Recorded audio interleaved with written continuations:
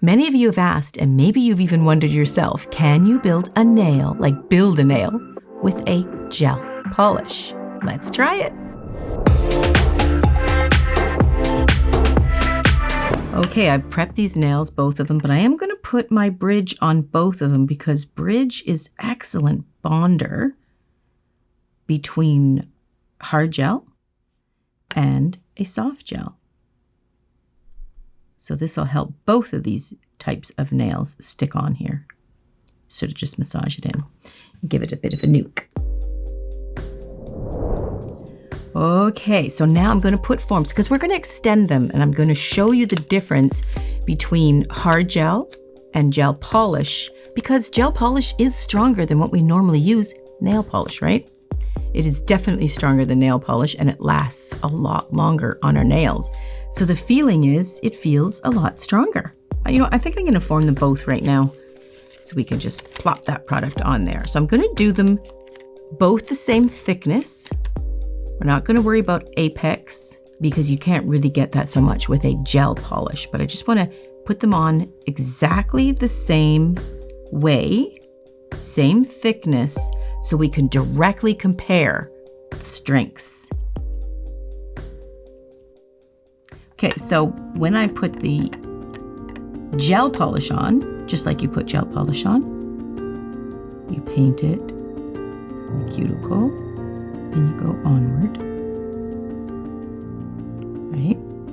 But we're going to get a little length going here. Now remember, gel polish is not meant to build.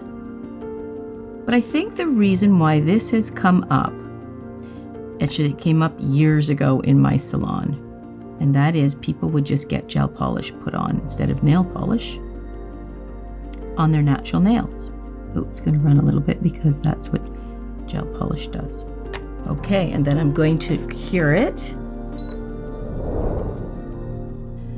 Okay, now let's build the other one out the same thickness, same length, length. I'm going to gather a little bit of the hard gel. So you may not know, actually, hard gel, sculpting gel, structure gel, builder gel is all the same.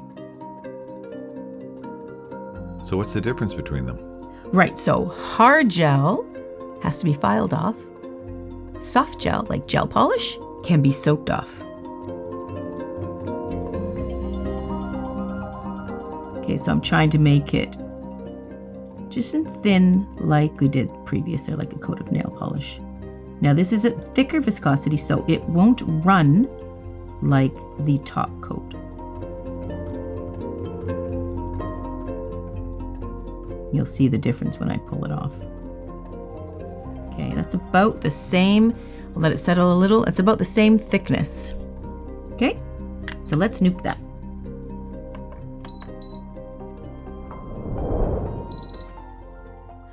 Okay, so the telltale is we're going to take the forms off. So let's take the form. Let me just take away the sticky on the hard gel.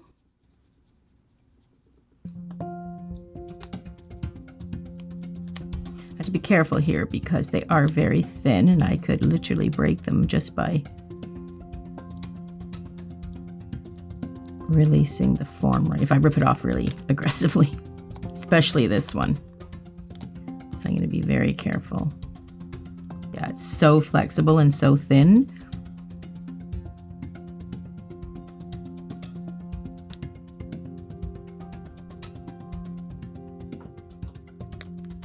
Oh, okay, I think I got it. Let me see if I got it on the one side. Let me see if I can release it from this side.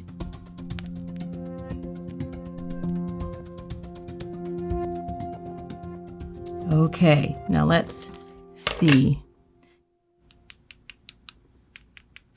They both sound like they're both cured. This one is super, look how flexible that is, right? Because it's not meant to be strong. This one, I can't do that at all with it. I cannot squeeze it. Let's get this. I'm gonna see how hard that is.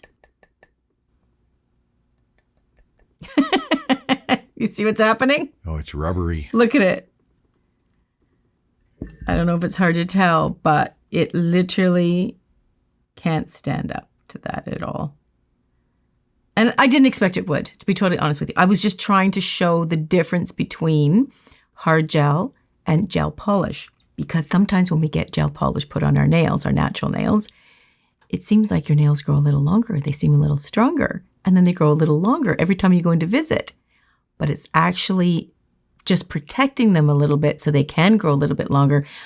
But you cannot keep that going and keep your nails growing longer and longer and longer unless you have some strength to the gel. There's a little bit of strength, but not enough to make a nail out of it. So the longer the natural nail becomes, the stronger the enhancement needs to be.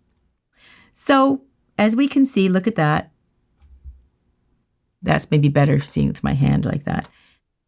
This is not moving. You can see it's actually so hard on there. It's actually moving. See the blood supply in my nail plate?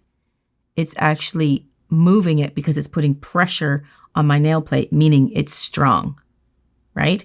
They're both very thin. Look how thin these guys are. Very, very thin. Okay, but this one, it's barely moving my nail plate. So if you can look at the both of them together,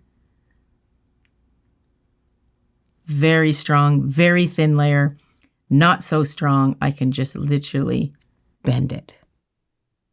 It feels just like a flap of dead skin. That's how thin it is. Sideways profile, see that? They're both very, very thin, but look how hard that is. I mean, look at my skin moving. I am putting a lot of pressure on that and pushing it in, and it will not. And if I move it, look how it's moving the nail plate itself, the nail bed part, right? It is on there. This guy, I'm putting the pressure, and you can see it just crumbles, right? Look at that. So that's why if you are going longer, you need to have a hard gel. You can't do it with a soft gel or a gel polish. That is the difference in strengths. It looks the same, looks like the same stuff, but it's not going to give you the same strength. It's actually very, very different. Even though it's the same thickness, one is so much stronger than the other one, even though they look very similar. So even if you put this on natural nail, the reason why the natural nail is not really supported is because this has no strength. This has a ton of strength.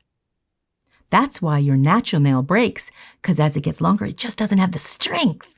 But that's the beauty of hard gel. Even a thinner layer of hard gel with no apex even would be more supportive than even 2 or 3 layers of your gel coat, right? Okay. So remember, hard gel is for strength and length, and soft gel, gel polish, is for beauty and color. I love both. They're my favorite. But if you want to know how to build with a builder gel, check this video out.